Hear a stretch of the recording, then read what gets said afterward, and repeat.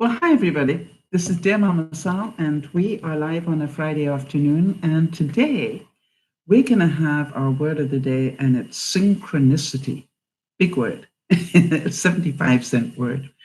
And the word synchronicity, just so that we make sure everybody starts off on the same place, it was a concept that was first introduced by the psychologist Carl Jung, which holds that events are meaningful coincidences if they occur with no causal relationship and yet seem meaningfully related. Now, that sounds like a lot of gobbledygook, but I'm pretty sure you've all had it happen. How about, have you ever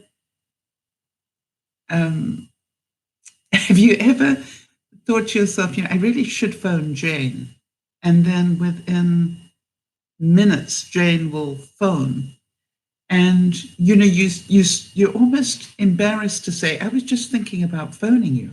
Hi there, Jodie. I was just thinking about phoning you, and Jane's probably thinking, yeah, right, but it was true. Or that you totally lost something and you do whatever you do. I personally handed over to St. Anthony. But the next thing is that you will be in a place where you're not normally, and you will decide to tidy something up without reason, and boom, there you go. That's exactly what you've been looking for. These are synchronicity type events, synchronatic, if you like.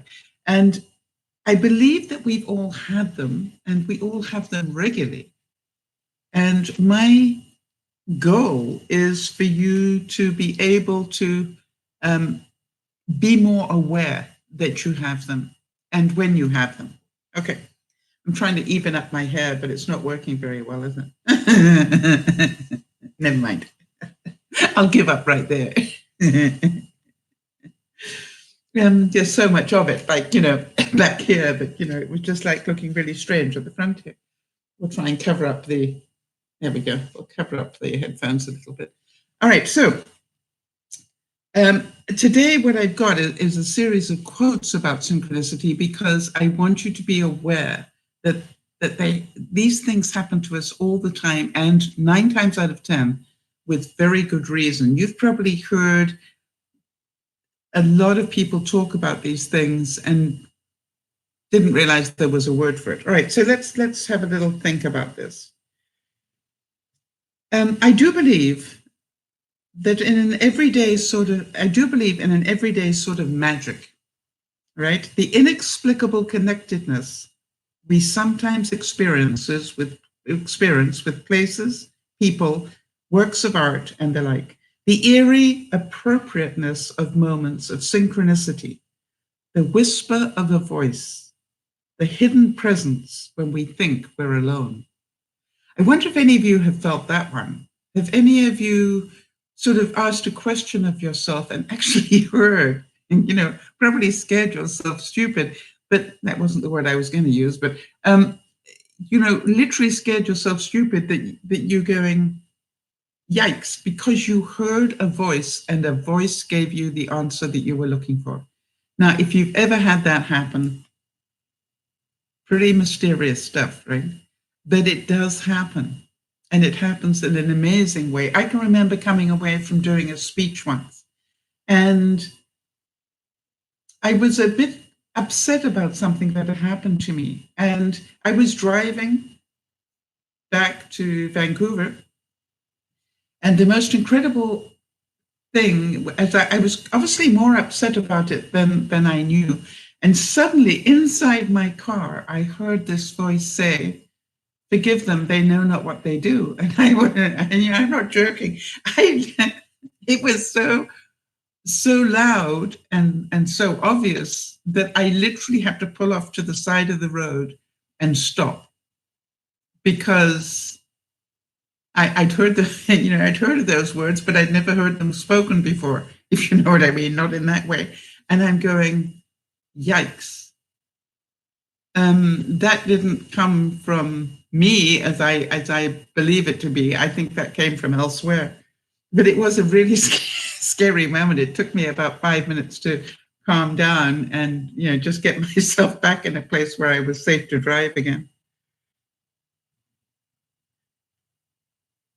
There are only symptoms of enlightenment. There are only two symptoms of enlightenment. Just two indications that a transformation is taking place within you towards a higher consciousness. The first symptom is that you stop worrying. How many of you have got there? That you've learned how to control your worry and realize it is what it is. Let me just get on with my life and it'll sort itself out. I believe in that. Okay, things don't bother you anymore. You become lighthearted and full of joy. How many of you are going, I want to be there? The second symptom is that you encounter more and more meaningful coincidences in your life, more and more synchronicities, and that this accelerates to the point where you actually experience the miraculous. And that was from Deepak Chopra. And I just want to say that I have to admit to getting some level of one of those, in as much as I have noticed I have stopped worrying nearly as much. I have let go of my need to control the world to quite a degree. I don't see things as good or bad anymore. I just can see them as things. Now, I want to tell you that that's a long way away from where I've been. And it was interesting because something happened to me recently where, for no reason that I could understand, the person I was talking to suddenly got really angry with me. And it was really interesting. And sorry, I just got distracted because Linda just left me a note here.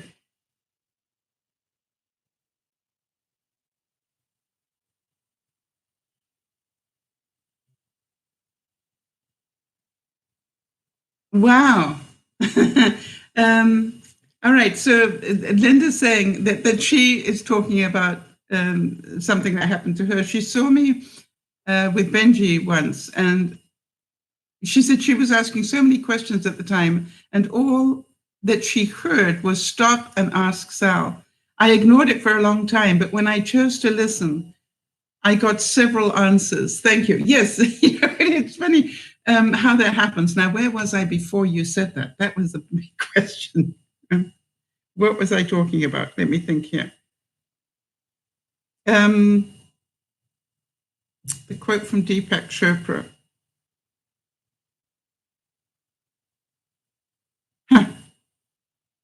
Oh, somebody got angry with me. Yes, there we go. Somebody got angry with me for no apparent reason.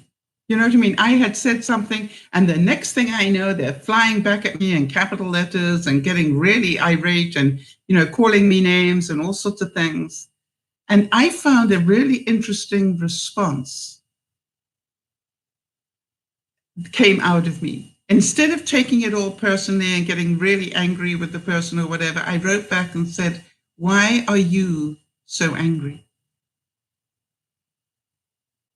And then they, flew a few more names at me, and I just came back and went, why are you so angry?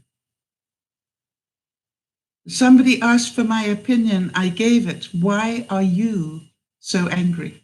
And I realized for the first, time that sometimes I just don't have to respond to the anger and realize that this is not about me, it is about them.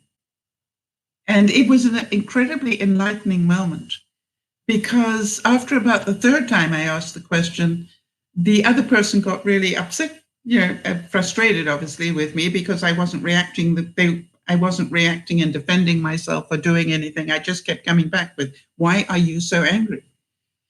And it's not the first time that it has happened with this particular person. And so the incredible thing was, I just went on with my life like it had never happened.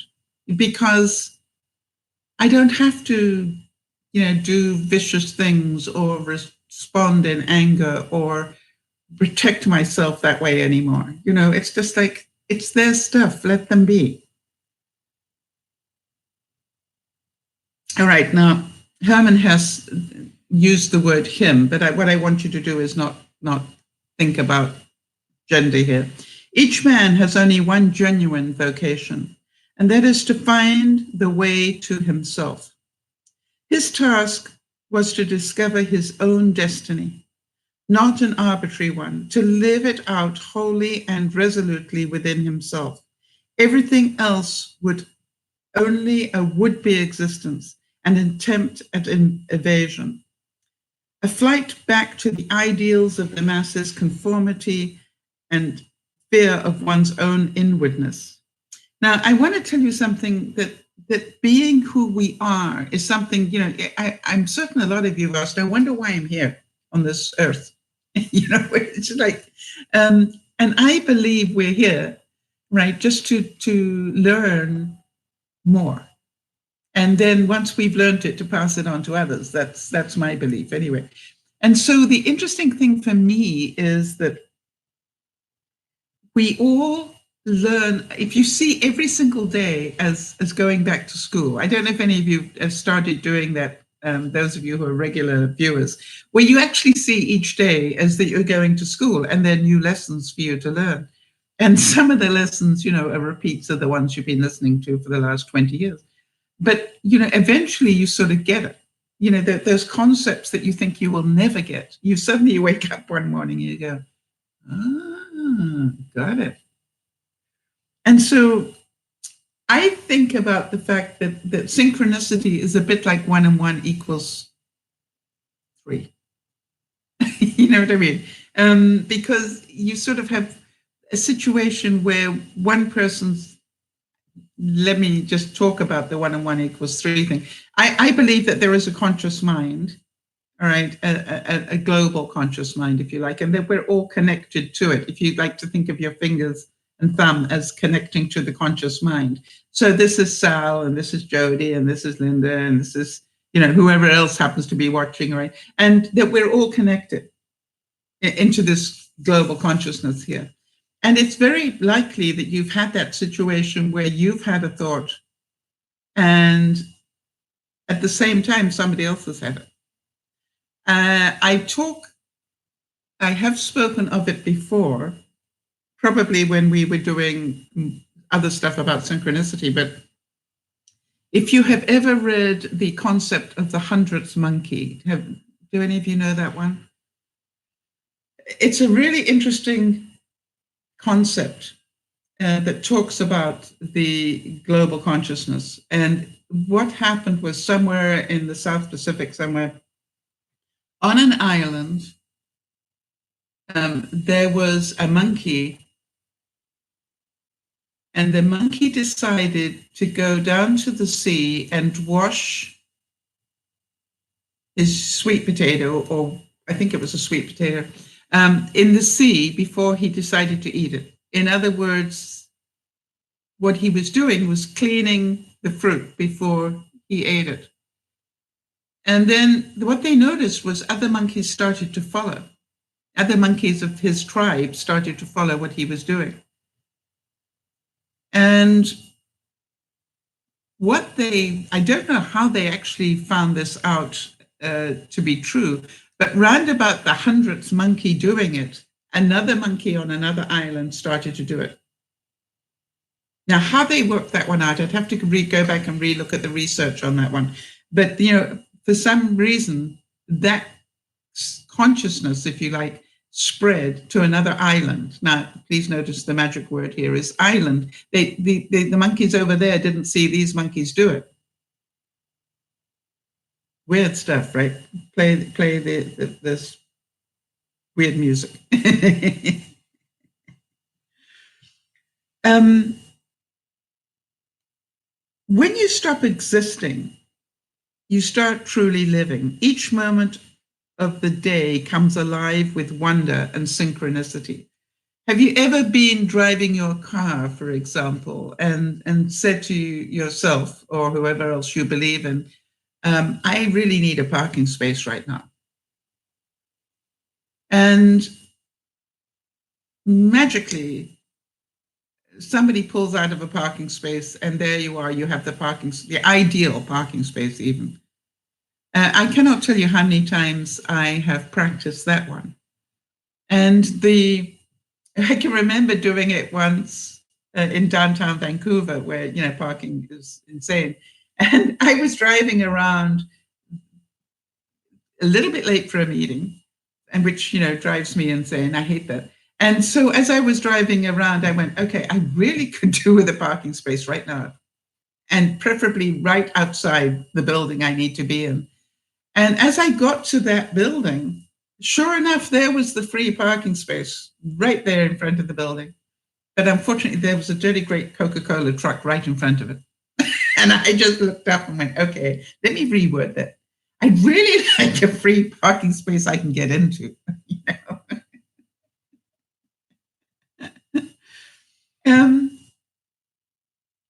Yes. Okay. So Linda is saying, oh boy, I was told years ago, is that the angel Gabriel? Ask Gabriel for what you need, and it usually works. Yes, I'm amazed how that magic happens. And, that's why we're taught to pray for things. But when I say for things, I don't know about the rest of you, but when I pray, I don't pray for things. I pray for the strength to make the right decision, or the wisdom to make the right decision, or whatever. I don't pray for things anymore. I think I used to do that when I was a lot younger. I'd like a tall, dark, and handsome, and that's what I'd get. And no brains, no sense of humor, without a job. But he was tall, dark, and handsome. I just learned, apparently I just word it really badly. Be careful what you wish for, because sometimes you get it. I actually have to stop a lot of people when they say, I wish my knee didn't hurt anymore. And I said, be really careful how you word that, because, if it got amputated, it wouldn't necessarily hurt anymore. And I'm pretty certain that's not what you want. So, it's just like, be careful what you wish for, because I'm very aware of what I ask for now. To have humility is to experience reality, not in relation to ourselves, but in its sacred independence. It is to see, judge, and act from a point of rest in ourselves. Then how much disappears, and all that remains falls into place. One of the things, the key pieces of the puzzle that I think we all found this year is, if you are overwhelmed with something, let go of the emotion. Literally take all the emotional stuff out of it and see what you're left with. It is an amazing practice. And I know that a lot of you have told me that you've been doing that. And it's amazing how it just immediately calms you down, which is 90% of our stress, worry, and I would like to say negative emotion comes from our emotion. It is not about facts. And if we can, literally pull the emotion out.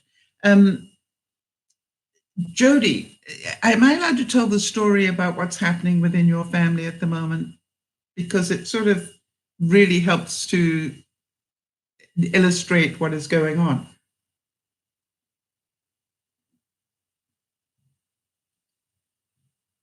And so to me, what this is about is, if we can learn to be at peace with ourselves and not get all emotionally wound up in things, it is quite amazing.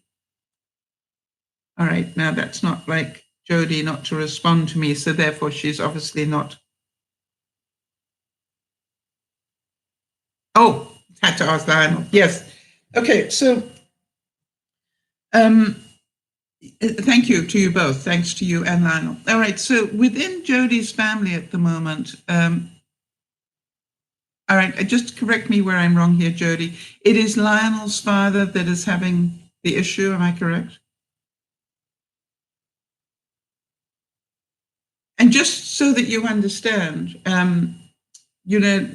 Lionel lives quite a way away from his father, and his sister and or brother, I'm not quite sure which it is actually looking after the father at the moment. But here is the thing. The father is looking after his wife, and his wife, I believe, suffers from some level of Alzheimer's or dementia. But the problem is now the husband is also showing signs. Luckily, they all live in the same house together so that the children, if you like, are able to keep an eye on the brother and sister-in-law. Thank you very much, Jodi. The brother and sister-in-law are able to keep, tabs on what's going on downstairs. But what I heard was that now Papa has been showing signs of forgetfulness himself, but now it's getting a lot worse. And one of the things that I was saying was, the difficulty is how much emotion we get caught up in. And it is scary how much emotion we get caught up in. When the truth be told, the facts are, if daddy cannot recognize where the washroom is in his own place, there is a problem. That's factual. All right. How serious a problem? It depends how often it happens. You're looking at somebody, hi Niasha, you're looking at somebody who occasionally takes, the crackers and puts them in the fridge. And I'm going, why did I do that? And, and luckily I can see that in that instant. But, we all have moments of this. So it's not a case of an isolated incident. Is this becoming a regular thing? And so the difficulty is, at what point do you say this person now needs full-time care or even part-time care? And so, it is so difficult because of the emotion that is involved. And however, it's also a financial thing, all right? For a lot of people, to get care for their loved ones, is a financial burden as well. So that's when you really do have to be very, very careful. When is the right time, right? You obviously don't want to put them in too early if you can still cope. But I kept thinking to myself, it must be so difficult, because the most worrying thing about this, are they at risk of harming one another? All right. And harming one another would be my issue. That to me is, if you've got to the stage where you are harming each other, be that the mother or the father, then, this is a more serious thing. What I was talking about was, sometimes it is easier for us not to make that decision. Sometimes it's easier to have that person clinically assessed. Have somebody come in and clinically assess what is going on.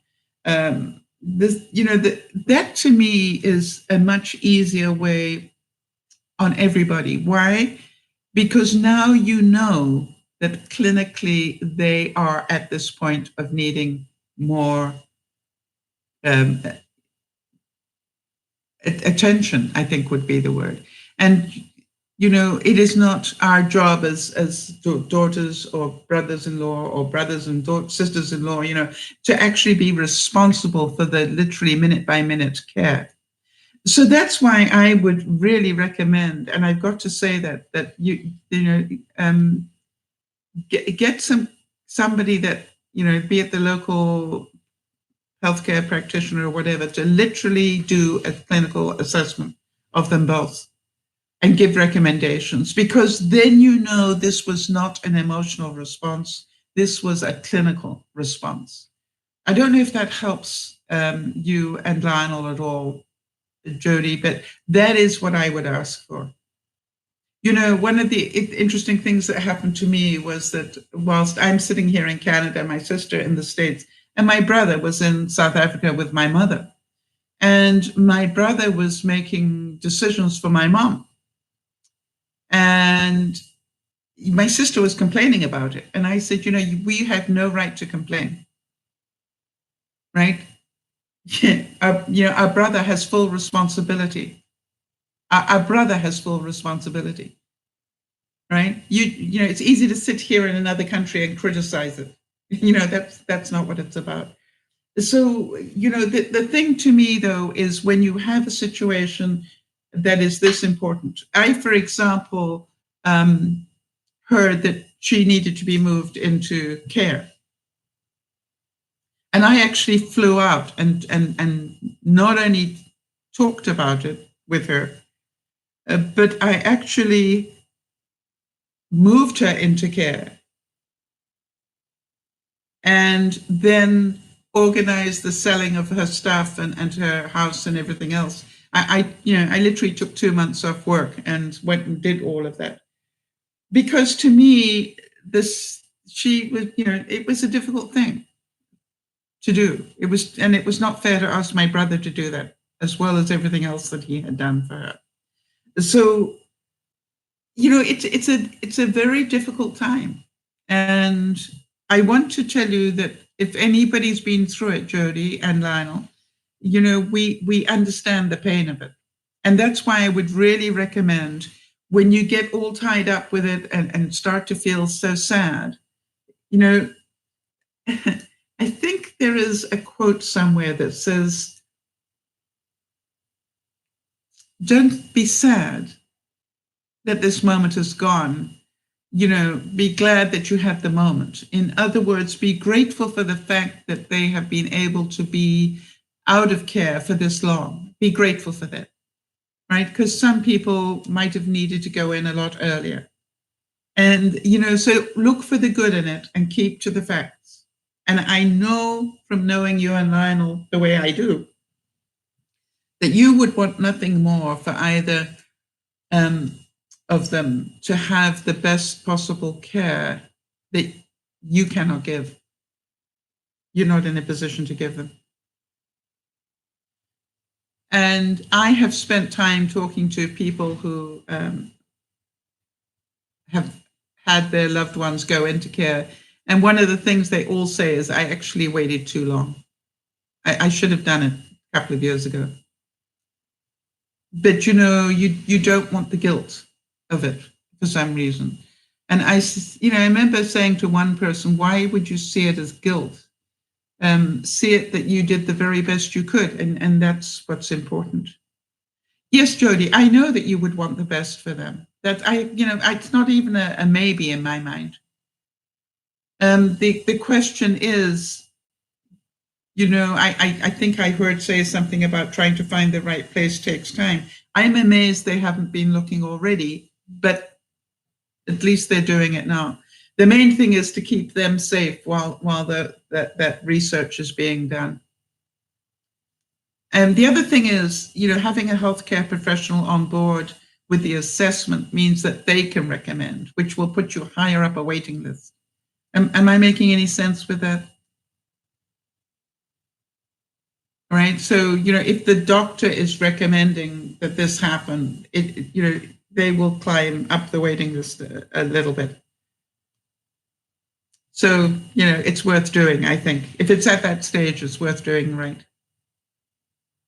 All right, let's get back to where we were. At various points in our lives or on a quest, and for reasons that often remain obscure, we are driven to make decisions that will prove, with hindsight, to be loaded with meaning. One of the things that I always say when things are going totally against my plan in life, you know, because, you know, I have these plans, and when something goes totally against the plan, I actually remind myself that this doesn't make sense now, but 5 years from now, it will make total sense. You know, when I'm planning to head right, in my mind that my next goal is to go over here, and suddenly life pulls me over here, I'm going, yeah, but I was going over here. Why is life forcing me to go this way? And then I keep reminding myself it doesn't make sense now, but 5 years from now, it will make sense. I totally believe that. And so, it's a really good thing to remember that it doesn't have to make sense today. Just know that it will make sense. And Carl Jung, when he was talking about synchronicity, said we often dream about people from whom we receive a letter by the very next post. I have ascertained on several occasions that there is a moment when the dream occurred. The letter was already lying in the post. In the post office of the addressee. You see, if you can ask for it, ask and you shall receive, right? Very famous. Knock and the door will be opened, ask and ye will receive. You see, it is about that there is this collective consciousness. And if the universe doesn't know that you want something particularly, then it may not bring it. But what I have discovered, as I said earlier, is I'm inclined to ask with a few conditions. And I will say, I would like this to happen if it is the best for me. Jody and Lionel, I would pray for, I would like the doctor to make the right assessment for them, right? Not for me, not for the sisters and brother. This is for them. That's all you're interested in. Forget all the emotion, forget all the other things. It's what is the right assessment for them. And when you can do that, I think that's love. I really think that's love. And that to me, I believe that when you can see it that way, that it makes life so much easier and the decisions so much easier. I've told the story before. There was a time when my father was in intensive care, and the drugs they were giving him were literally burning through his veins. And they came to me and said, what do you want us to do? Because if we continue to put these drugs into him, they will literally eat away his veins. But if we take him off the drugs, he will die. And I, that's a horrible decision to make. And so I actually got hold of a minister that I knew. And I said, okay, just help me through this for a second, because I am scared of trying to play God. Right? And I told him the story and he burst out laughing, which was not the response I expected. And I said, why are you laughing? And he said, I love it that you think you are that powerful. I said, what? And he said, I love it that you think you are that powerful to play God. I can assure you, if God wants your father to live, he will live. Right? But if it's your father's time, whether you take him off or leave him on, it'll be his time, you see, because you have to understand that at a really deep level. And I went, oh, that's a good point. So he said, have no fear, make a decision, the best decision you can make, knowing that it will not affect the outcome necessarily. Because the truth is, God is still in control. And I went, wow, that sure helps, And so to me, it's like, yeah, I would like to say that when and you've all had this happen to you as well, when there's a decision you don't particularly want to make and you keep putting it off. Have any of you had that moment where you know that you really ought to do something, maybe it's get your teeth looked at or something, like that. And you're thinking, no, it's not too bad. I don't really need it. And you keep putting it off and keep putting it off. And then one day you wake up with an abscess like this and you're going, I guess today is the day. You know what I mean? It's like life will help you make that decision.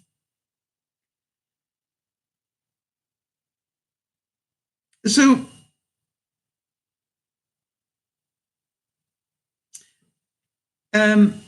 listen to this one. As soon as we notice that certain types of events like to cluster together at certain times, we begin to understand the attitude of the Chinese, whose theories of medicine, philosophy, and even building are based on a science of the meaningful coincidences. The classical Chinese text did not ask what causes what, but rather what likes to occur with what. Does that make sense? It's like when we put the right bits of the pieces of the puzzle together, they fit. When we keep trying to force the wrong pieces in, they don't fit. So we need to keep sort of just adjusting until we get that fit. And then, we can feel it. Okay, that feels right. And let me give you an example of what happened. The house was being shown on last Sunday, and it was apparently the perfect couple with the perfect 5-year-old. And, it even seemed Synchronicity had played its part, because it turned out that the wife had gone to school with Yvonne's son, Cody. All the bits were in place, fitting in very nicely. And they had a mother that would want the sweet. And so, it was like, it was all there, except they didn't make an offer. And, when they explained why, they really didn't have a reason. They just said they talked about it a great deal and decided it wasn't the place for them. And I felt, I went, okay, isn't that funny? Even with all that synchronicity going on, it still wasn't a fit. And that's okay. You see, I still believe I just need one buyer, the right one. And so I'm not all stressed out about it or whatever. I am quite at peace with it all at this point. Coincidences give you opportunities to look more deeply into your existence. We talk about that a great deal, being suddenly held up in a traffic jam only to find out there was an accident ahead of you that you could have been involved in. It's an important thing to know that coincidences, if you believe in them, I just don't believe there are coincidences. I think it is all part of life, and that, the more we understand that, the better. Without enthusiasm, then what we have surrounded ourselves with becomes worthless. What do you enthusiastically follow? All right? What do you enthusiastically do? I think one of the great examples that I've seen on this one is, a lot of us have been changing our eating habits this year. And, at the beginning, we thought it would be impossible to make changes, and yet we enthusiastically went about it. For those of you who have, faith and do things. Oh, what's scary about that, Nyasha?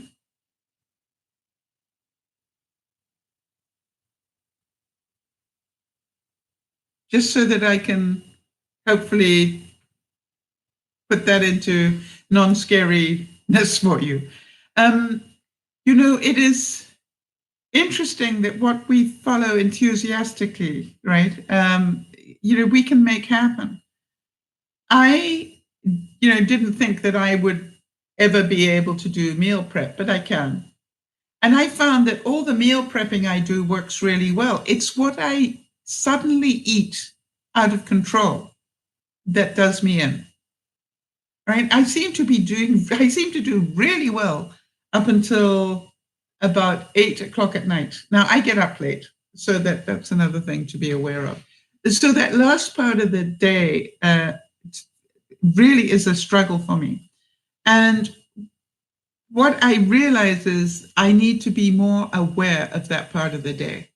And I need to meal prep that part of the day more than the first part of the day. Because the first part of the day, I definitely have, a sort of routine that I get into that I don't even think about. What I don't have a routine for, obviously, sufficiently, is for the latter part. Now, for example, I'm trying to find out how can I have something that in the evening that feels like a treat, but isn't going to cause a lot of problems. I'm now working on that because I enthusiastically want to find the answer to that. And so, it's really important that I find some things that I can do that make that right. For example, I've been taking like a quarter of a packet of Jell-O and making jelly at night with a little bit of fruit and so forth. Because it's like this must be possible to do. And if I have two of them, how much damage? Or do I need to do one sweet, one savory? And, and that's what I'm busy working on at the moment. I'll let you know when I've discovered the answer.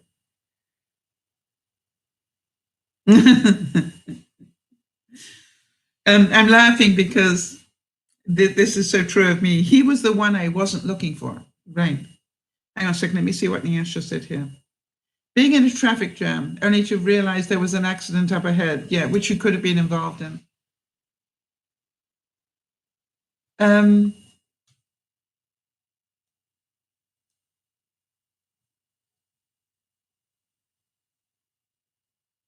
Well, something, Nyasha, that you don't need to be scared because everything is there for a reason. All right. And so the main thing, I see it from a totally different place. I see it instead of getting frustrated when I'm delayed, I go, oh, thank you. I don't know what you're saving me from, but thank you. You see, I actually don't see it as a scary thing. I see it as a very positive thing. I had it happen one day in Yesha where I was going somewhere. I pulled in to get gas. And when I pulled out of the gas station, I totally went I went out a different exit from the gas station and I headed in totally the wrong direction. And it took me about 10 blocks to realize I was going in the wrong direction.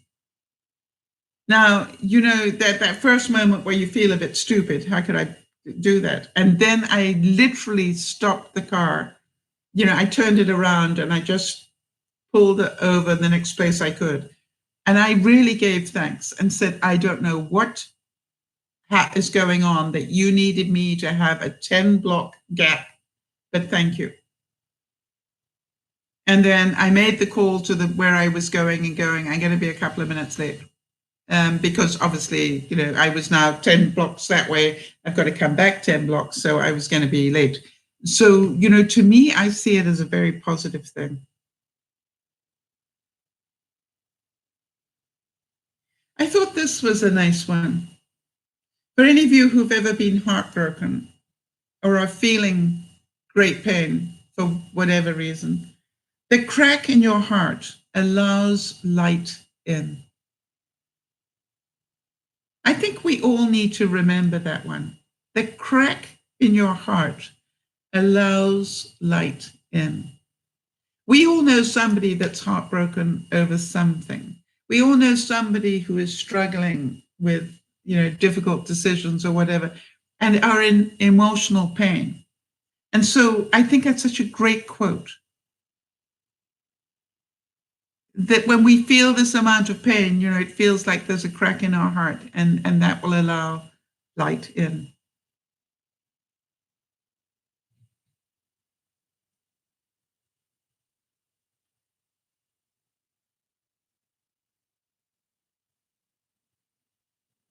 How about this one? Doug Dillon said, coincidences link us to the unknown and weave us into it.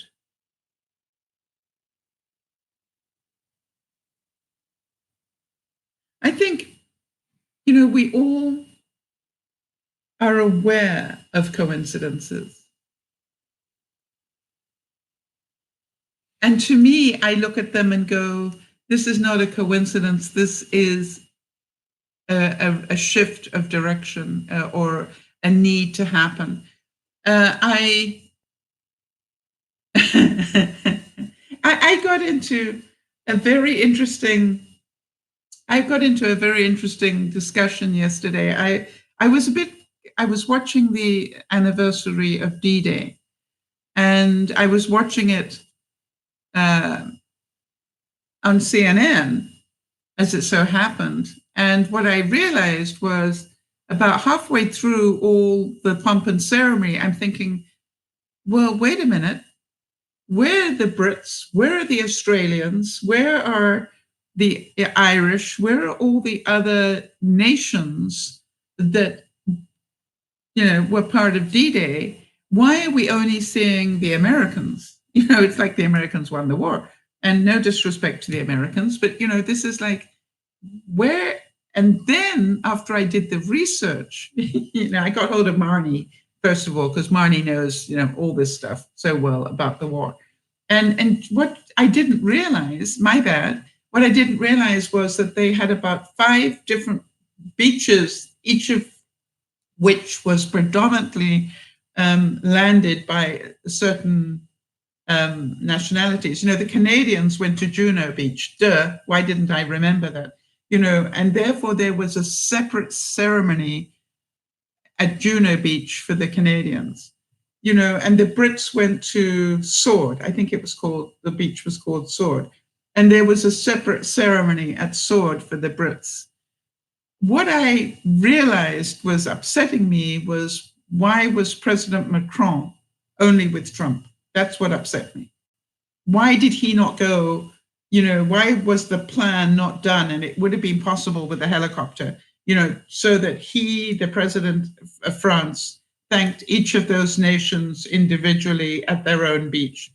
That's, I'm going, that was possible to do, and they chose not to do it. Interesting. So sad, in my view, so sad. However, the collective assault still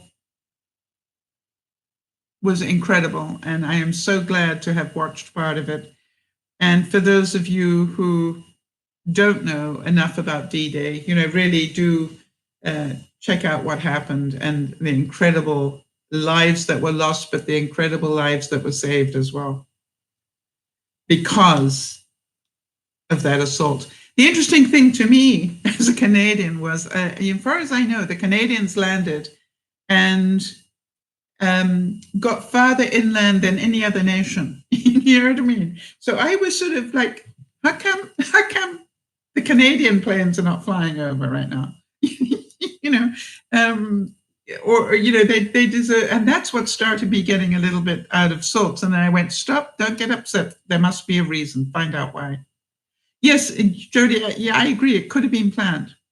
It could have been planned without any doubt. The distance, I'm not sure how many miles or kilometers that distance was. I'll check into that as well. But in this day and age, it was possible to do.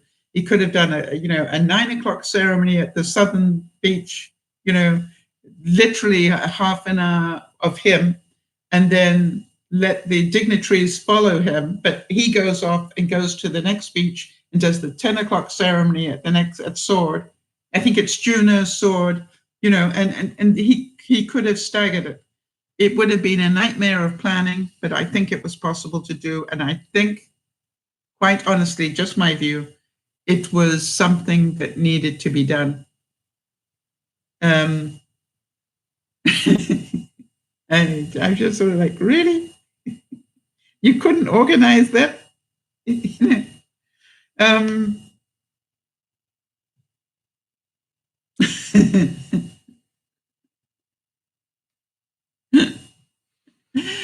And that's me trying to rule the world again.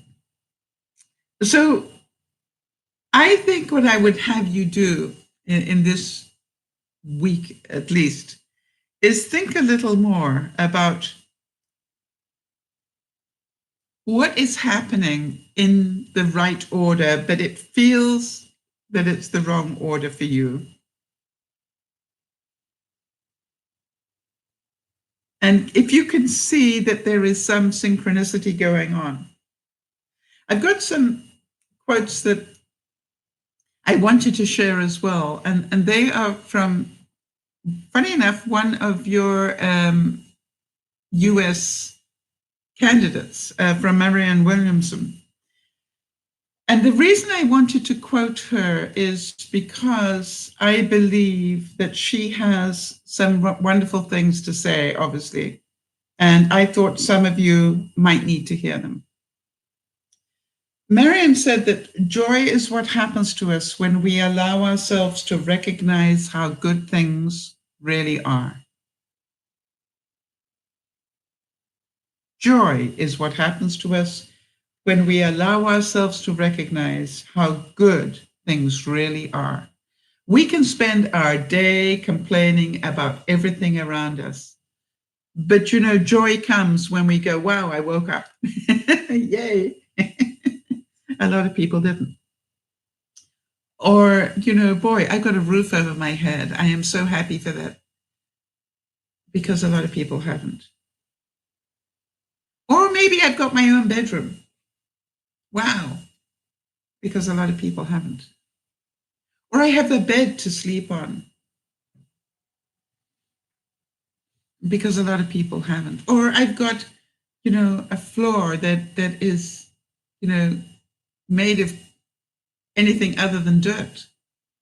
And because so many people wake up to a dirt floor. I know people say to me, boy, I can't believe that you can live, without air conditioning. Well, hello. Most of the world lives without air conditioning. It's possible to do. You just learn, not to be as tied in. However, I just want to make sure that I know that some of you definitely need air conditioning because of medical conditions or whatever. It's not that I'm against air conditioning. It's like, I don't need it. I lived 20 years nearly in Africa without any air conditioning. I can surely live in Canada without it. Marianne also said our deepest fear is not that we're inadequate. And that was also a quote point that Nelson Mandela said. Our deepest fear is that we are powerful beyond measure. It is our light, not our darkness, that most frightens us. What if you realize that you really do have influence on the world? You don't think you do, but what if you realize that you actually do? Nyasha, I can't help thinking that, you have the ability to help so many people who have similar issues to yours. Jody, I am pretty certain that you have done such an immensely powerful thing in the amount of weight that you have dropped your way, that there must be so many other people, and what you did with exercise and everything else, even though you couldn't walk, that you could be, if you're not already, helping a lot of people with lymphedema. You could be the go-to person because you have such incredible results. And so, when you look at it, it's like, we will never know, how many people we get to influence. I made sure that, I know this sounds really weird, I made sure that Yvonne knew how to look after DearMamaSal as a channel, and just to do the little bits, because I believed that the channel would last longer than I will. Does that make sense? That my job was just to put down the body of work, and then it would continue to help people, hopefully, throughout the years.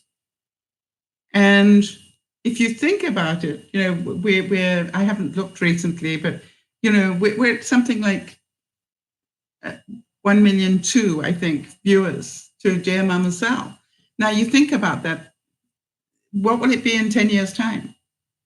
as it ripples out. And so I am aware that my job is just to put down the body of work. I think that after I'm long gone, I'll still be helping people. If I do this right. All right, Marion also said, and listen to this one, the practice of forgiveness is our most important contribution to the healing of the world. Right, that guy that got very angry with me, the fact that I didn't take it on and I just kept asking him, why are you so angry at me? And he like a 3-year-old couldn't find the words. Do you know what I mean? They just scream and scream and scream. They just can't get the words around what they're feeling. He didn't have the words. Why? Because probably the words were quite disgusting. If he had used them, they wouldn't have been good. But, it was just like, it was really interesting to me that when I realized that he gave up on the fact that I wasn't going to retaliate, nor was I going to storm off and not do anything more about it, I just decided I'm just going to stay where I am, in the place where I am. I'm going to carry on just enjoying my life.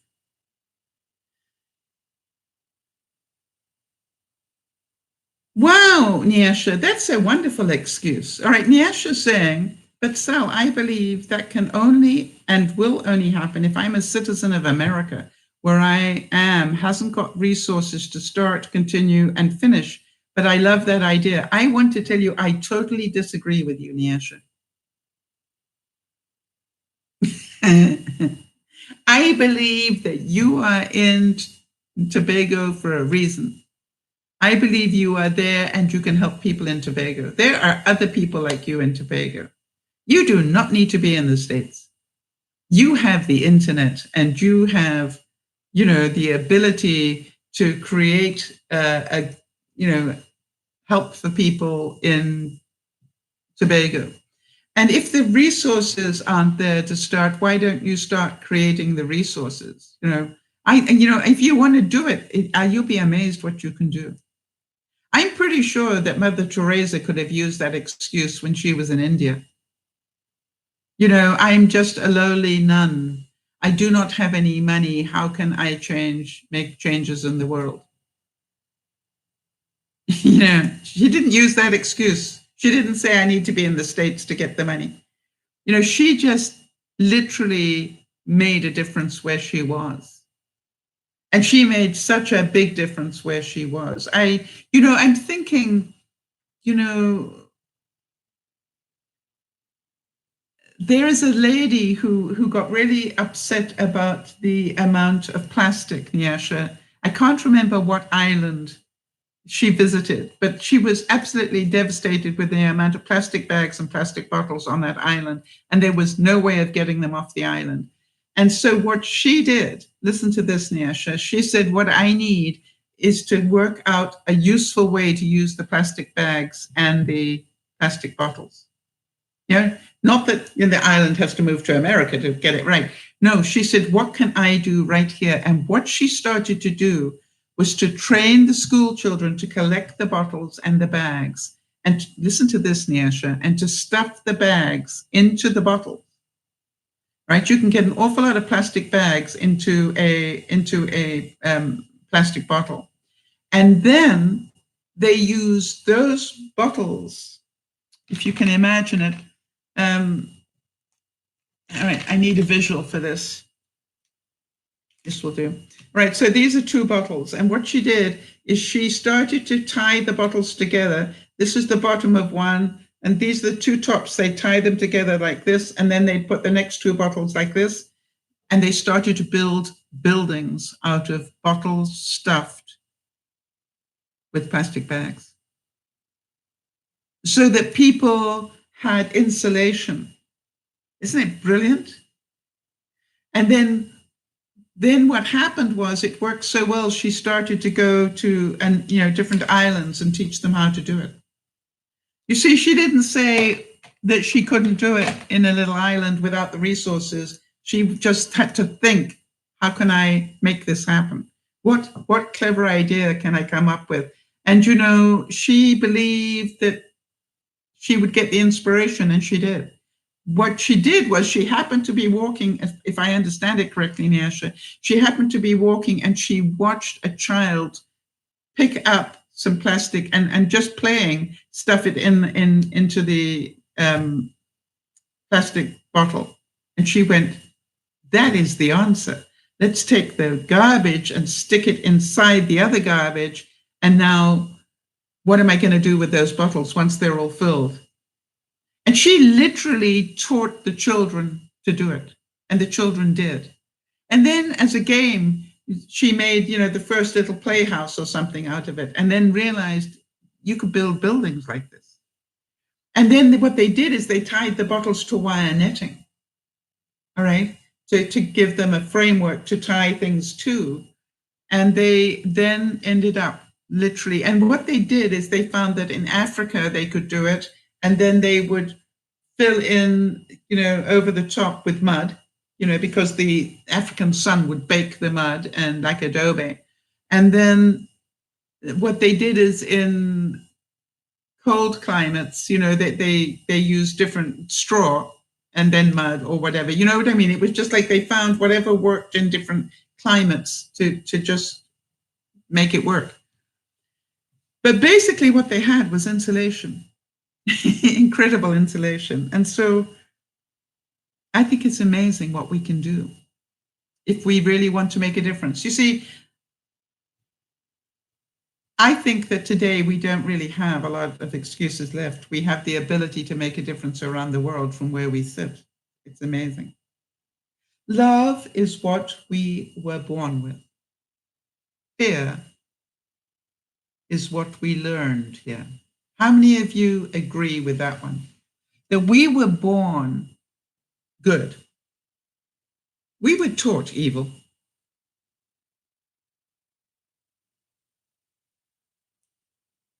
If you take two babies and one of them comes from Africa and one of them comes from Norway, and you don't tell them anything other than the fact that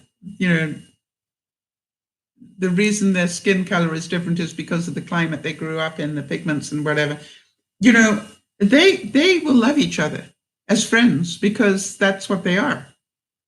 They will not know racism. Racism has to be taught. They will not have any of these evil thoughts about one another, right? We get taught evil thoughts. And I am horrified when I think about it. And I have to say this. I am horrified when I think the evil thoughts that I was taught. And I've spent the second part of my life trying to unlearn the evil thoughts that people taught me.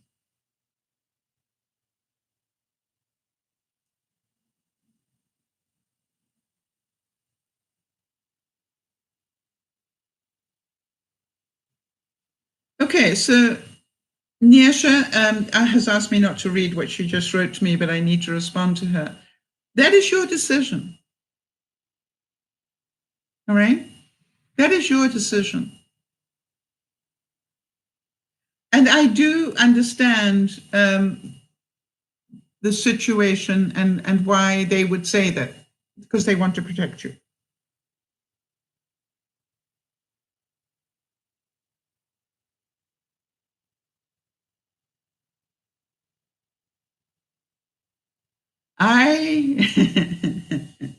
Yeah, there's nothing like helping other people to make you healthy. Hey, Nasha.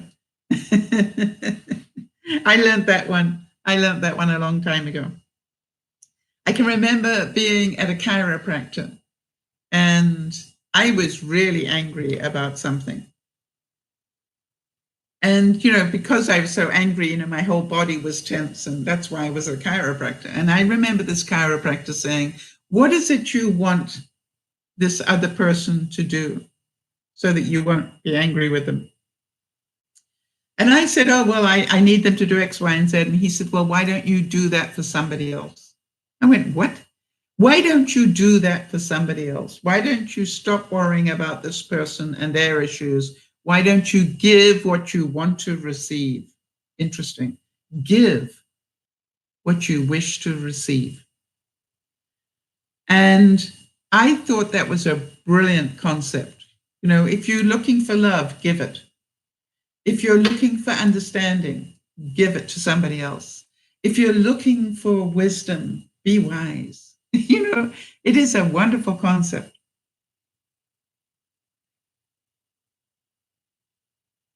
We can always choose, Marianne said, to perceive things differently.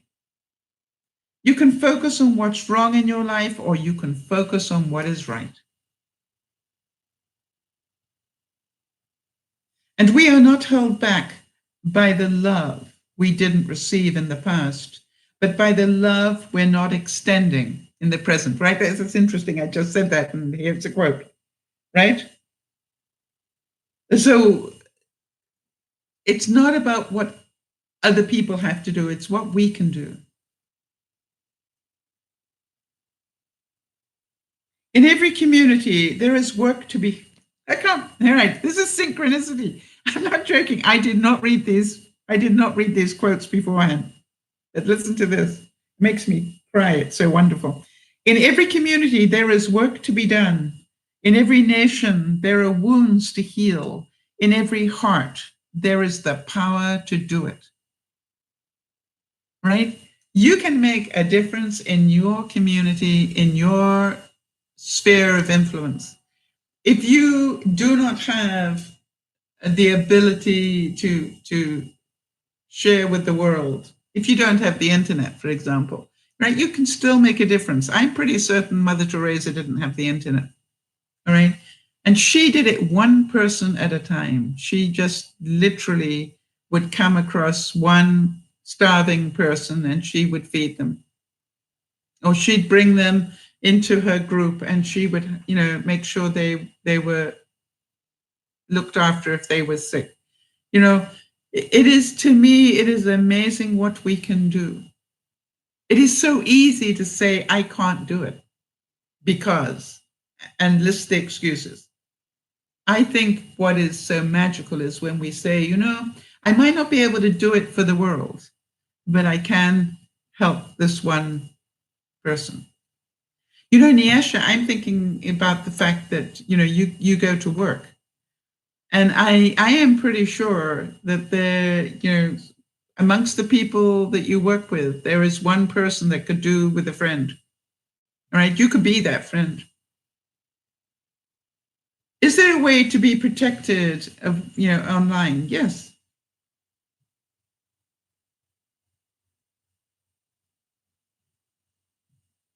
Yeah, there are ways, but you know, it's still the internet, so you'll never be totally protected. I think that that is a reality. That there is no way that you will ever be totally protected because you would never have met me if you were. Does that make sense? You know, they cannot screen every person who is on the internet. I am not protected either, Nyasha. I want to tell you something. I have had people, and not so much now, but when I was on platforms other than YouTube, you know, I would have people come in and they would tell the most terrible lies. And you know, later on, we'd find out that they totally messed with us. I want to tell you a story here, Nyasha, to give you an idea. And it's a story that Erin first told me about. Erin had a friend, and I don't know how she met her, so Erin will have to fill me in on this one again. But anyway, she met this person who had cancer, and Erin, you know, being Erin, felt so sorry for her, and you know, did all sorts of things to support her, and da da da da da da. The story goes on, and eventually, Erin finds out that this was a lie. This woman had been scamming people for money, for attention, for all sorts of things. She was totally betrayed by this person online. And, the most amazing thing was, I remember when it happened, and I said to her, you need to let it go. Not everybody online is a good person. That is a fact. And I knew that because of my experience online. And the amazing thing was that quite recently, Dr. Phil had a program about a woman who literally spent her life telling lies about having cancer. And guess who the woman was? The same woman.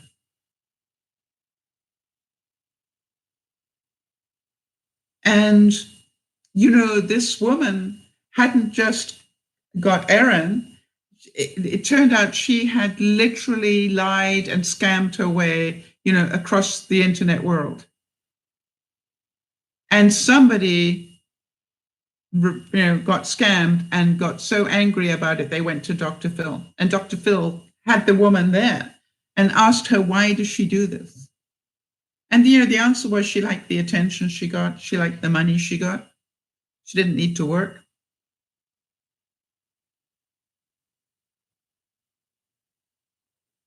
So,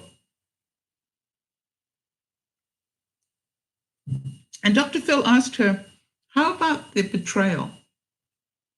How do you feel about lying to people that much? Apparently she didn't care very much, did she? So I think that I would have to say, Nyasha, that anybody who is on the internet and thinks that it is totally safe is wrong. There is no such thing as totally safe. But can I ask you something that, is there any part of our lives that is totally safe? No. Can we cross the road and be totally safe? We can be careful. We can learn to look left, look right, and so forth. But can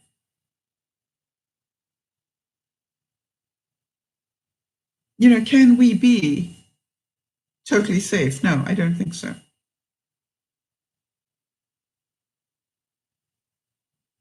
So, unfortunately, that is part of being in life. Marianne said, each of us has a unique part to play in the healing of the world. I'd like to ask you, what is your unique part of healing? I know what mine is. It's just like, we all have something to do. Maybe the people you get an opportunity to heal, Nyasha, are your parents. Maybe that in your lifetime you can teach them things that they don't know, not by forcing them, but getting them to see that, that you are more than capable of doing things. Maybe that is why you're here, is to teach them. So that, in their lifetime, they can realize that just, that everybody has value.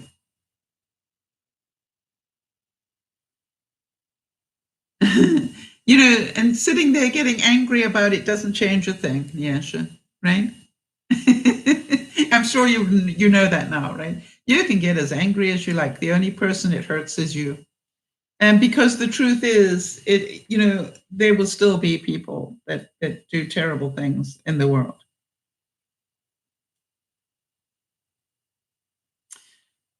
Marianne said, children are happy because they don't have a file in their minds called all the things that could go wrong, right? Or even all the things people have done wrong to me. Children, that just enjoy the moment, right? They get up and they play. It's quite as simple. Oh, we got to stop for breakfast. Okay, eat breakfast. Now let me go back and play. Oh, I've got to go to school now. Okay, let me go to school. And then I come back and I play. Then I grow up a bit. Now I've got homework. Right? So the thing is that we need to look at our lives differently. I found myself falling into the trap of, I can't do my art now because, I can't make a big mess because I've got to keep the house tidy and clean. Well, what I found out is that I can do much smaller art. I'm busy making, doing my art on beer mats rather than on big canvases. Why? Because I can still do my art. I just need to scale it down. The other thing is, I can do that in my kitchen and clean up very easily, because the kitchen is something I clean up every day. So that's make sure that it stays clean. It's really interesting. It's possible to do. I just don't have the excuses. It's how can I do it? I could be making magnets. Magnets don't require paint. They require me to, cut up, artwork that I've already done and just stick them together. So, this is not about I can't, it's do I choose to? Do I choose to be happy and creative and soulful? Do I choose to be tidy? This is another thing that I am learning. Do I choose to be tidy? Why? Because then if I suddenly get the call that they want to show my house, I know it's a 2-hour get ready. It's no longer, oh, it'll take me a week to get ready. I know exactly what I need to do. There are 2 major rooms that could be untidy, my bedroom and my kitchen. But I have everything ready to just literally throw into boxes, put under the bed, or throw everything into the cupboards, clean the countertops, done. You see, it is possible to do once you learn the skill. Marianne also says in A Return to Love, it takes courage to endure the sharp pains of self-discovery, rather than choose to take the dull pain of unconsciousness that would last the rest of our lives. For any of us, we lived in denial of the truth, right? We really thought that everybody was doing it to us. We didn't see that we were doing these things to ourselves that made us stressful or depressed or whatever. We really lived in this world of it's them that's doing it, I'm fine, And then what happens is you start to get aware and you think, wow, I can make a difference here. I can realize it's not about them at all. It's about me. I'm the one that needs to change, not them. I need to stop giving them that much power. I need to start growing up. I need to do whatever, and once you do that, you realize your life changes dramatically and your happiness improves. I know people that have chosen to stay in depression for their whole lives because, they've done very little to get themselves out of it. Now, I also know that some people have a very serious chemical imbalance. But in today's reality, most depressions can be controlled, with medication. And so therefore, what they do after that, the medication balances them. If you do nothing, nothing will happen. If you get into balance with the medication and then start taking steps into healthiness, you will not need the medication anymore. Because you will be creating your own chemical rejuvenation, if you like. Love is what we're born with. Fear is what we learn. The spiritual journey is the unlearning of fear and prejudice and the acceptance of love back in our hearts. Love is the essential reality and our purpose on earth.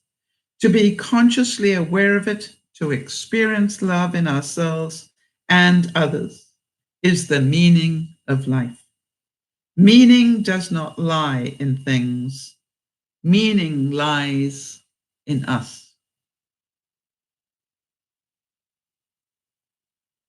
To experience love in ourselves and others. That's the key. All right? Not to hate everybody,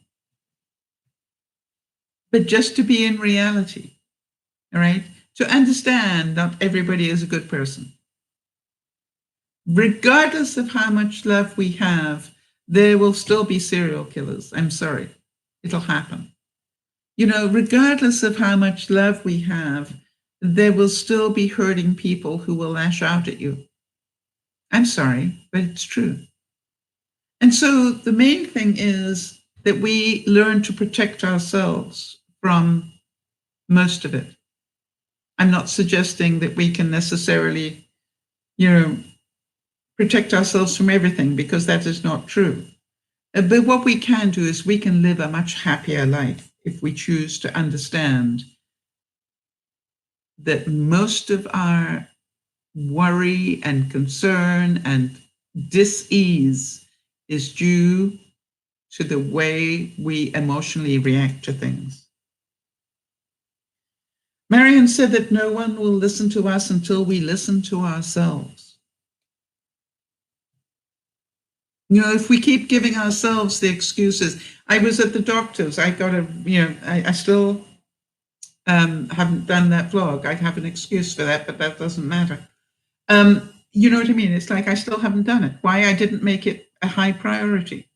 So the truth is that the doctor was saying stuff to me, and I just didn't give him any excuses for anything. I just said, yes, I have done this, but I quite honestly, I could do more if I stopped the excuses around X, Y, and Z. And he looked at me and went, really? And I went, yeah. I could do X, Y, and Z if I stopped filling my face with stuff that I shouldn't eat. You see, I look at it, I listen to Jody. Jody is busy doing some incredible stuff on fasting, which scares the life out of me, because I understand that at the time we just come out of Ramadan, right? We just come out of it. So, all the Muslim world have been, fasting. So we know it's possible to do. But the truth is, it's scary for me. It's like, how would I do that? But, if you grew up fasting for a month a year, if you think about it, that was what Lent was about as well. For those of you who are aware of Lent, it's like it was part of the religion that you would actually, stop eating the bad stuff and clean your body out. That's what it was all about. And, you imagine you do that once a year. It's a pretty good thing to do for your body. And so I can see why it happened. So Jody, keep up the good work. You have more discipline than I.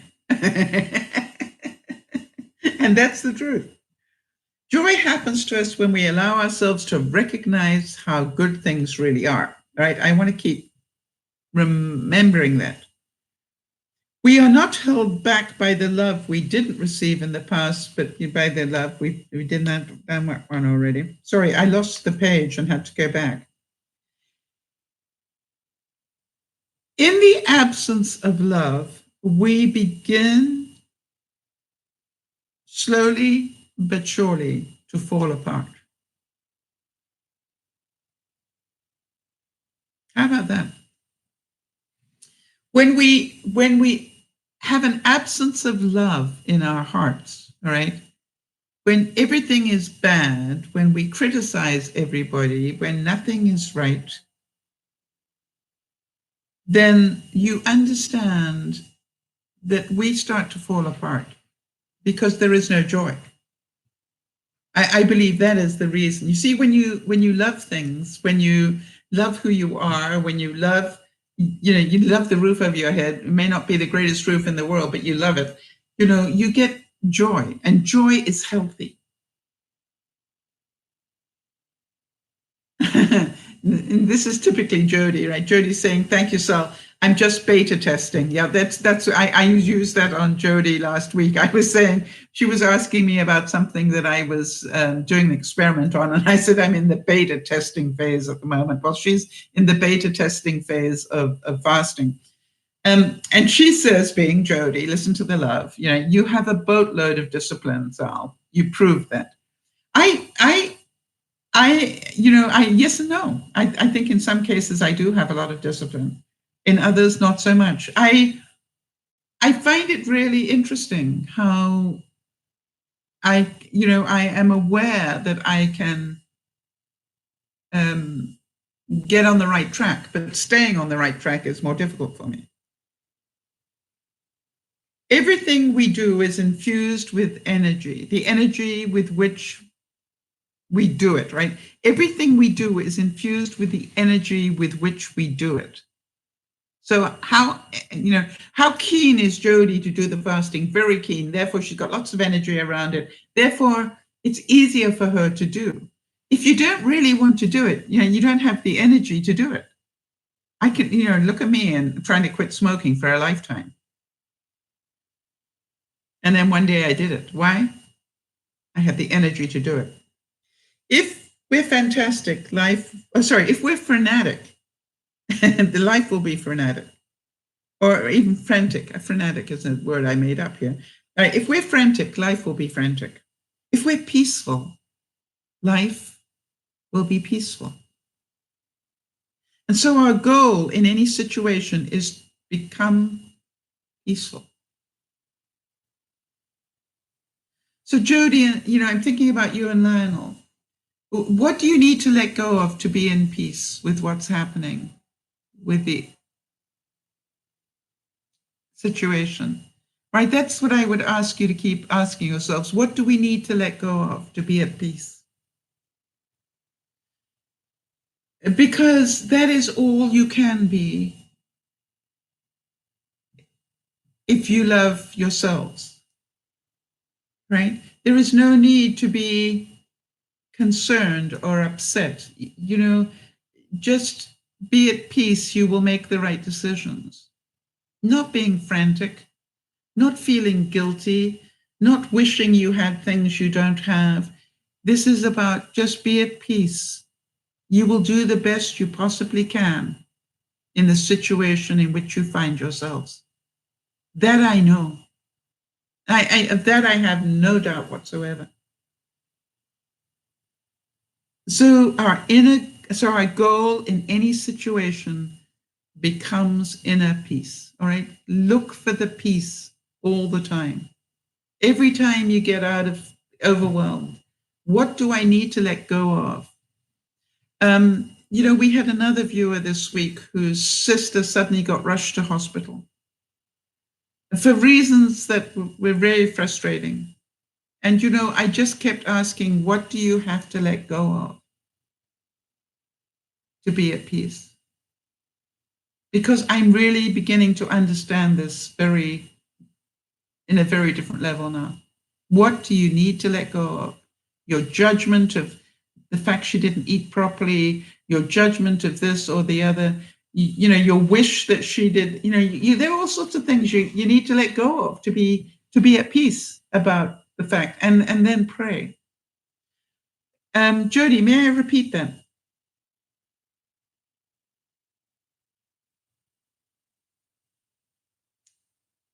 That's wonderfully honest stuff, and I just want to make sure that it's okay to repeat it.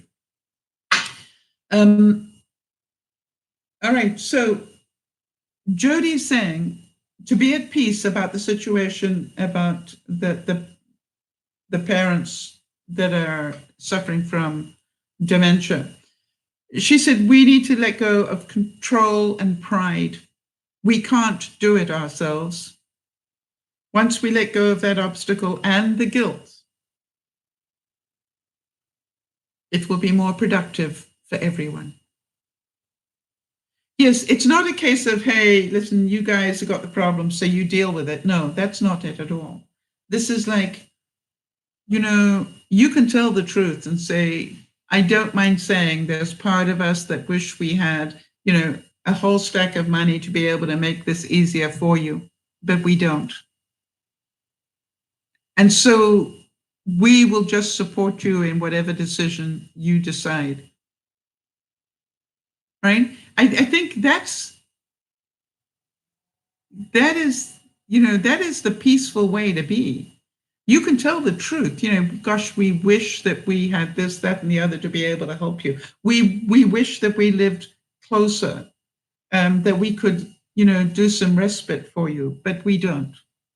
And so with all the love in our heart, please do what you think you need to do.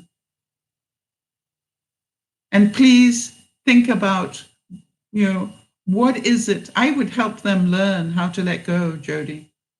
I would say to them, If you are having difficulty making this decision because of guilt or pride or whatever, please have the practitioner, the healthcare practitioner, assess them and make the right call.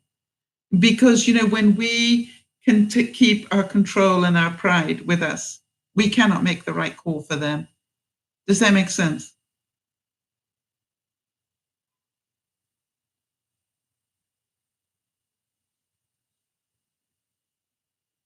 And, as long as that healthcare physician knows that they would like to be able to keep them at home if it's possible, help them see, give the right information to the practitioner, but say, we want to make sure that we're making the right call for them, not for us. And therefore, we'd like them assessed, please. And do it. Marianne also said, something amazing happens when we surrender and just love. We melt into the other world, a realm of power already within us. The world changes when we change. The world softens when we soften. The world loves us when we choose to love the world.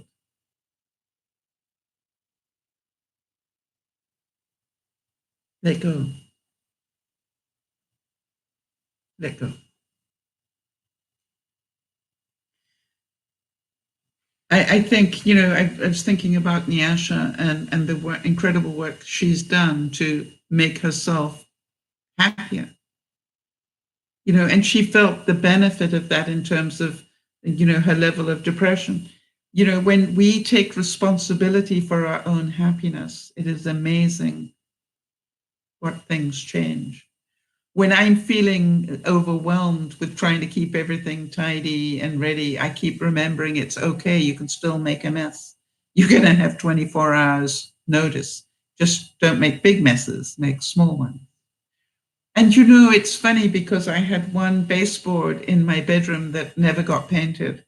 And I realized, why haven't you painted that? And the excuse was, well, because, this needs to happen and that. And I'm going, seriously, why haven't you painted then? Well, because, Sal, it doesn't look good painted. And I did. Took me 10 minutes. One coat looked so much better.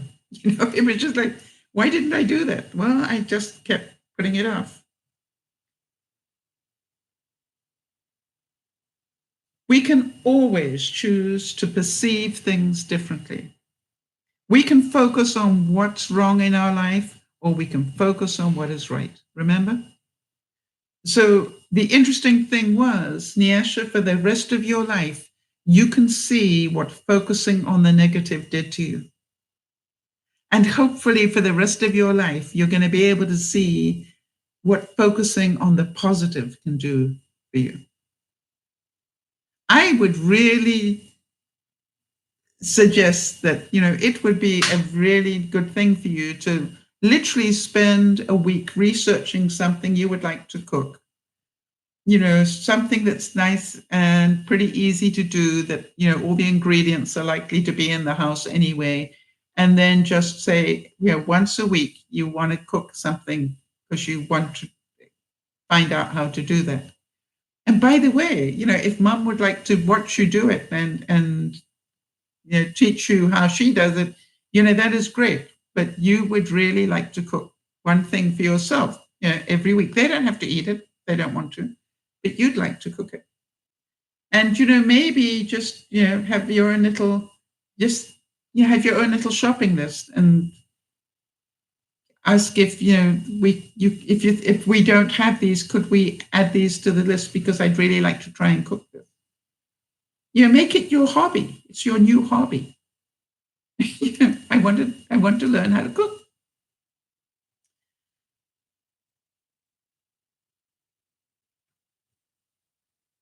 When a woman rises up in glory, her energy is magnetic and her sense of all possibilities contagious. How many of you have found that you might have, joined the broadcast one day and not feeling too, swift about anything, and for some reason you got all, energized by what we were talking about, and suddenly you went and did something positive for yourself? If it's ever happened, then know that you can do that for other people. All right, you can do that for the people around you.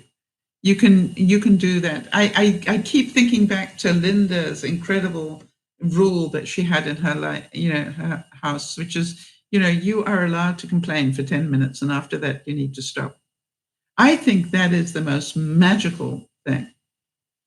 If you've had a bad day, go right ahead. You got 10 minutes to tell me how bad it was. Once, okay, that's 10 minutes gone. All right, let's move on, and let's do that. I used to do an experiment when I was on stage, where I bring somebody up and I'd actually say to them, okay, tell me what's going right in your life. And then what I'm going to do is I'm going to clap my hands. And when I clap my hands, I want you to tell me what's going wrong with your life. And then when I clap my hands again, go back to what's going right. And, it's really interesting, because they'd be talking away about what's going right, and I could clap my hands and they go, what's really getting up my nose at the moment is da da da da da da da, and I'm really angry about da da da da. And you could see their body language change. You could see everything about them, and I clap my hands and they go, what I really love at the moment, and they'd start telling, and you could just watch their whole being change each time I clap my hands. You see, which taught me that it is that easy to do if we want to do it. So do you choose to be in the negative space, or do you choose to be in the positive? Do you choose to be stuck in the emotion, or do you choose just to deal with reality? And the reality actually is interesting, isn't it? I've been, I really must do the accounts. I'm certain you all know that one, And, I just went, enough of the reasons, and I really must do it. It's time to do it. Why don't you just sit down and take 1 hour? That's all you need to do, 1 hour, see how far you get. Well, guess what I did? I not only did all the accounts that I needed to do, I also shredded half the paper, and I did all sorts of other things all within the hour. And I went, yeah, right. You see, when we actually do it in the right space, we do it very well. Whenever we feel lost or insane or afraid, all we have to do is ask for his help. The help might not come in the form we expected or even the thought we desired, but it will come. And we will recognize it by how we feel. In spite of everything, we will feel at peace. And that is something to really be aware of. I, for example, just wrote a note to my realtors, because I noticed they wrote to me and explained all that they were doing, in terms of promoting my house. But, the market is down, and I wrote to them and said, hey, I know we just need one buyer and it's the right one. And I'm actually in a very good space.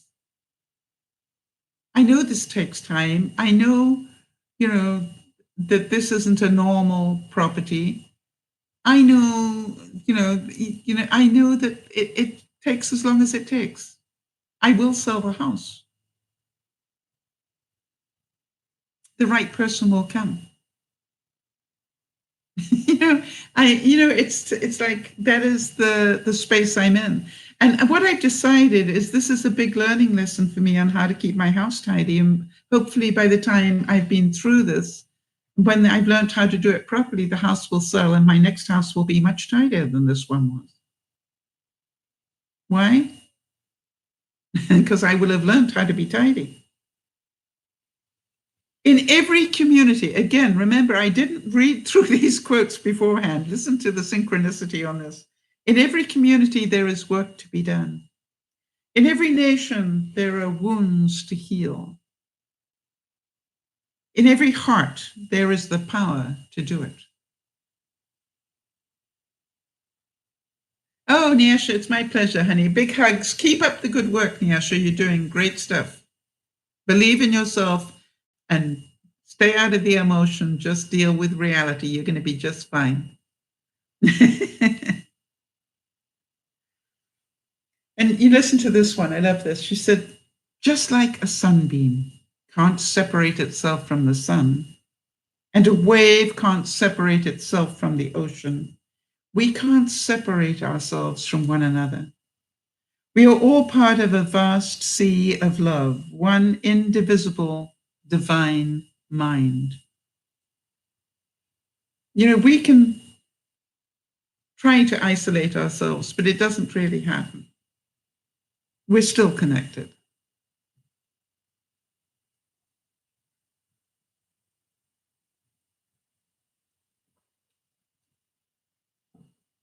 Marianne also said, a tulip doesn't strive to impress anyone. It doesn't struggle to be different than the rose. It doesn't have to. It is different. And there's room in the garden for every flower. You didn't have to struggle to make your face different than anybody else's on earth. It just is.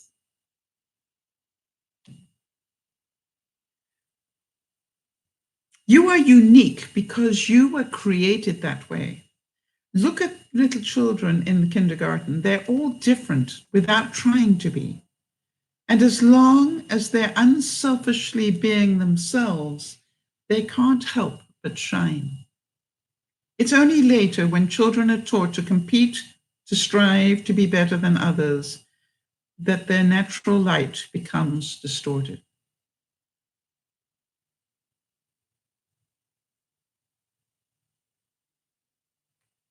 See, you are different, and you were built that way. Hi, Beth.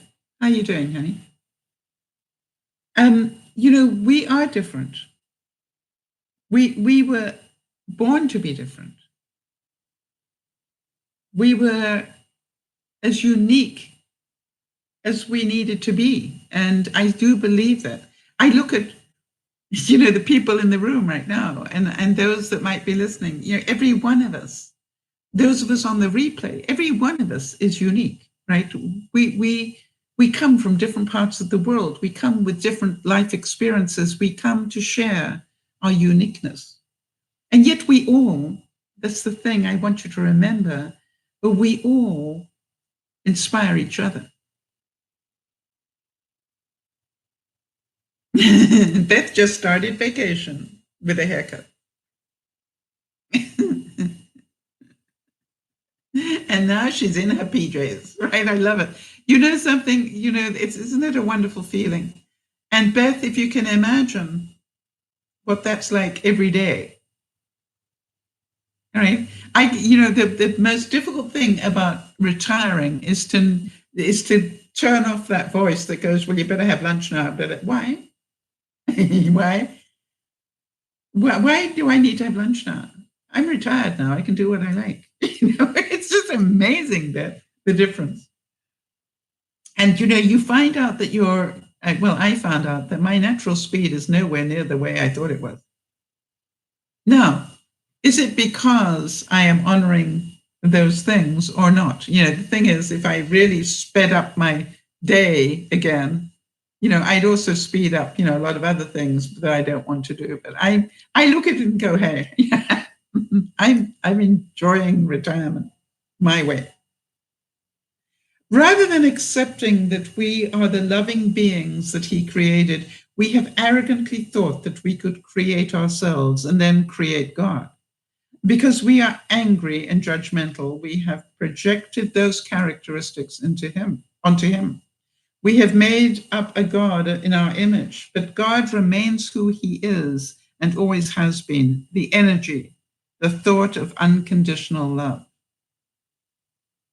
And that makes me chuckle, because as far as I know, he produced a son who had a bit of anger in him. And I loved him for that. I don't know about the rest of you, but it was just like, so he did have some pretty human qualities, right? When he got angry with the money changers. Our deepest fear, we know about that one. Always seek less turbulent skies. Hurt lie above it. Betrayal fly above it. Anger, fly above it. You are the one who is flying the plane. You remember what I said about whatever is going on, ask yourself, what do I need to let go of here? You see, that is the lesson. What do I need to let go of? Do I need to let go of my need for the world to be perfect in my eyes? Or do I need the world to just do what it needs to do? Because my responsibility is to help myself become more perfect. And then remember that I am perfect. Just that some of my thinking got distorted along the way. And hey, is it okay to still be judgmental? As long as we know that's what we're doing, being judgmental. And then what do you need to let go of? If you are being judgmental, think about that, people. Have any of you been judgmental in the last 24 hours? I was, remember? I was judgmental about the fact that President Macron didn't go to, all the different ceremonies for D-Day, that he only went to the American one. I was pretty judgmental about that. And then I was pretty judgmental because I remember thinking maybe President Trump told him that he could only go to his. You know what I mean? It was just like, I could see all sorts of things going on. I'm going, that is such negative stuff. Macron made a choice. He probably didn't like it either. He probably thought he should have everybody together. But the truth was that all the different survivors, landed on different beaches. The Canadians landed on Juneau. The Americans landed on Omaha and the other one, Idaho, was it? Anyway, whatever the other beach was, I think there were 3. They landed in 3 different places. And so, the Brits landed on Sword. It's just like there was a reason why the survivors, the heroes that survived it, actually went to the different beaches. It was the beaches they landed on. And once I understood that, my mind got a lot calmer. And I think that's what we do, right? Is when we can understand it better, we are at peace again. And so it was really interesting when I wrote my first note to Marnie. That's exactly what I said. I need to understand this better because at the moment, all I'm seeing is that America won the war. And I know that isn't true. So where were the Brits? Where were the Canadians? Where were the Australians? Where were the, and I knew Marnie would have the answer for me. And she sent me back. Only Marnie would do this, right? No, that's not true. I think Jody and a couple of you would have done this for me. But she sent me back the map, right, that I hadn't seen. And it actually showed the coastline of France, and it showed here the Americans, here were the Brits, here, and it would just, I went, now it makes total sense. Then I had the judgment of Macron. Why wasn't Macron at each of them? And, it was just like, well, for some reason, they didn't think it was possible to do. And then I went, Marnie and I would have arranged it. It was funny how my mind, just literally, I went, Marnie, you and I would have made it happen. It was possible to do. I still believe it. And that's okay. But they chose not to do it. Maybe it had too many maybes in it for them. Was the security too difficult? Was, whatever. Who knows what their excuses were, but they chose not to do it. That's their right. It's their country. And I had to let go of my need of getting it all done the right way, my way. Jody, how about this one to remember as well? Every ending is a new beginning. Through the grace of God, we can always start again.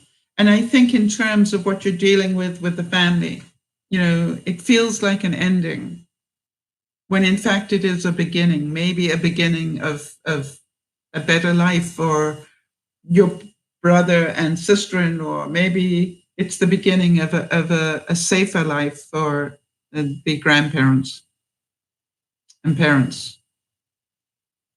And, it's like, it, it's, it feels so difficult because it's all emotion. There's so much of it's emotion anyway. And so I really do encourage you and everybody else that's going through a difficult time. Beth, I keep thinking about you and your friend that just got diagnosed the way she did. All right, it is heartbreaking to hear. All right, it is heartbreaking to hear that sort of a diagnosis for anybody, and particularly for a friend. And so I would ask you, Beth, what do you need to let go of so that you can support her in the best way possible? And I'd like to suggest that, as in grief, we need to let go of our emotion. If we can let go of our emotion and just help the person that needs to be helped, we will do a much better job. And I know, Beth, from talking to you on many occasions about many things, you have an incredible ability of dealing with what is. And I really am so happy to hear that, because I believe you will be a better friend, and that you will let her talk about her fears rather than yours. You will let her tell you how you can best support her. And funny enough, it's interesting when you ask people, how can I best support you now? It's amazing how many people will just say, just please be who you are, because who you are is the support I need. And I think that's a wonderful place of joy, isn't it? That most people don't need us to do anything differently. They just need us to carry on being the idiot that we are, it's like, when I say the idiot that we are, I think what happens is when we deal with people who are sick, we lose our sense of humor, when really what they need is to laugh, and they need to forget about the dis-ease. They need to laugh, to have fun. And so I think about it as well in terms of our lives. If we can see that every day is a lesson, that's what I was talking about, that there will be these incredible moments of synchronicity if we are aware of them. And there will be these incredible moments where we thought that this was the right path and we're forced to go this way. And the funny thing is, if we're really meant to be over here, you'll find that you will do this giant loop and end up back here anyway. Maybe it takes 5 years, but these are the lessons you need to learn to move forward. Does that help you at all? You need to take this detour to pick up more experience on these lessons, and then you will be able to move forward again. Beth, I am so happy that you are on vacation. And I know that your vacation probably will end up being as busy as most people can ever dread to be. But it is the way you live your life. So enjoy every moment of it that you can. And if being in your PJs is what gives you joy, I did that one day last week. I just didn't get out of my PJs for the day. And it wasn't that I was sick. It was just I needed a PJ day. So I totally relate to that. I was, part of me was in a little bit of fear if anybody rang the doorbell, what was I going to say? Because, my pride wouldn't let me say I decided to stay in my PJs today.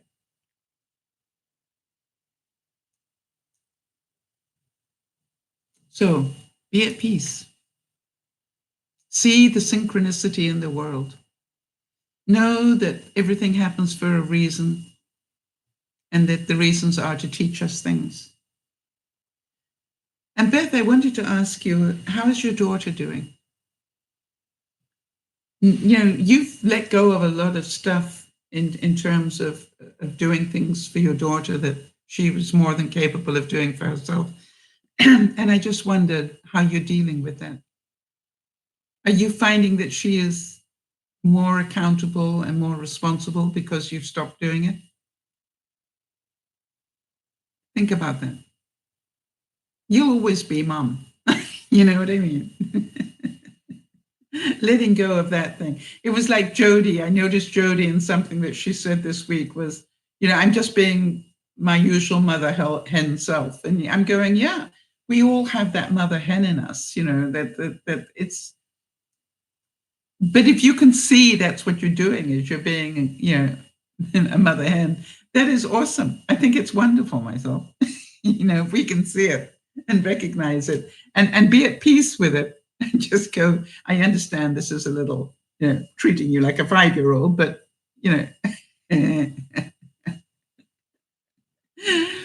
it's what I do. And Jody, I don't know but if you're laughing, but it just, yeah, exactly. She just put up the emoji. Yeah, because it's true, isn't it? It's like, if you think about it, each time we do, and I do it to you, Jody, you going fasting, and I'm going, is that healthy for her? It's the mother hen in me going, is that safe for her? I'm going, Sal, let go. Tell her the truth. But let go. If that's, just, if it's okay with the doctor, you only heard love. Yeah, right. Well, I tell you, there was more than love there, Jody. There was a moment of, is she insane? There was nothing loving in that. There was a bit of anger as well. How dare she do that to her body when she's sick? But if the doctor says it's okay, I'm happy. That was the interesting thing. That's, and that's what I realized. That was, if the doctor thinks it's okay, I'm happy. Oh, Beth made the mammogram appointment. Well done, Beth. Apparently, I don't have that on my list. So, Beth, keep after me, please, if you would. Jody, please make a note. It's time. All right. So, everyone, I thank you for being here. Thank you for understanding that we all help each other grow. You see, this is a classic example. At least 3 of us here know we're due for a mammogram. And, Beth, you keep telling us every week that, I know Jody, you're due for one as well. Am I right? And if there's anybody else that's listening to this that needs to have theirs done, make sure you make a note in the comments, because what we'll do is we'll keep following up with one another. Yeah, Jody does as well. Okay, so Beth says mammogram hurts for me because I don't have much. Well, I got news for you. I have them, and it hurts me too. I assure you. I think they squeeze harder.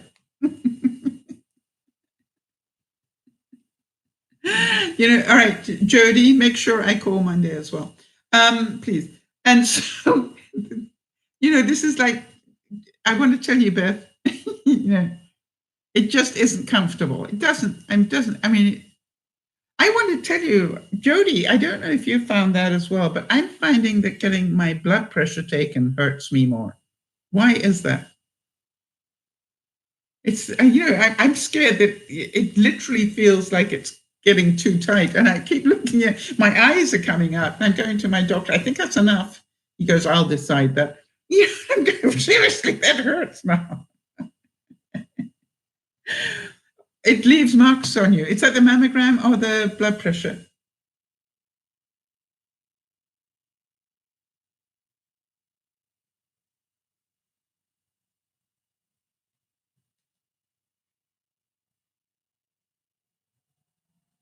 Blood pressure. Okay, so you and I agree, right? I don't know that. I keep going. I think that's enough. You can see it in my eyes, right? It's like, and there's part of me, that is wicked. But there's part of me that goes, I tell you what, why don't I grab onto some of your bits, and however much this hurts me, let me do the same. See how much you like it. It's just like, really. Now, the rubber band before they take blood isn't an issue for me at all. And I have to have my blood taken out of my hand. Yeah, Jody, you can relate to that, right? Okay, no, this doesn't hurt. Let me see. That's a little bit more pressure. Okay, I mean, When your eyes pop out like mine do, and then I'll know that we got equal pain. And that is my point. All right.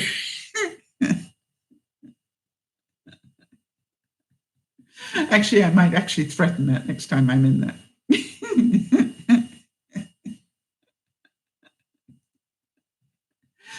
So, and he will laugh because, he knows my sense of humor or lack of it. All right, everybody, remember to laugh a bit today. Judy, really good idea for you and Lionel to work hard at finding things to laugh at this week. Right, make sure you get balance on that, because you've got, you've had an emotional time, Beth. The same thing with you. With the news that you heard about your friend. Make sure you laugh. Watch whatever you need to watch. Read whatever you need to read. Do whatever you need to do. I know this probably sounds strange to all of you, but I find actually just doing the broadcast does me the world of good in terms of keeping my balance. And tonight we'll be doing some more laughter now that I think about it. I've decided Friday evenings are going to be our smile evenings, because I believe that we all need one time in our week that we can smile and laugh a bit, even though we probably did a bit today as well. So join me this evening for a smile. For those of you who are here, I love you dearly for your support. I really thank you. This is Dear Mama Soul saying thank you for being here. Remember to look after one another, as you all naturally do. But please, for the betterment of the world, would you also remember to look after yourselves? Thank you. This is Dear Mama Soul saying bye-bye for now.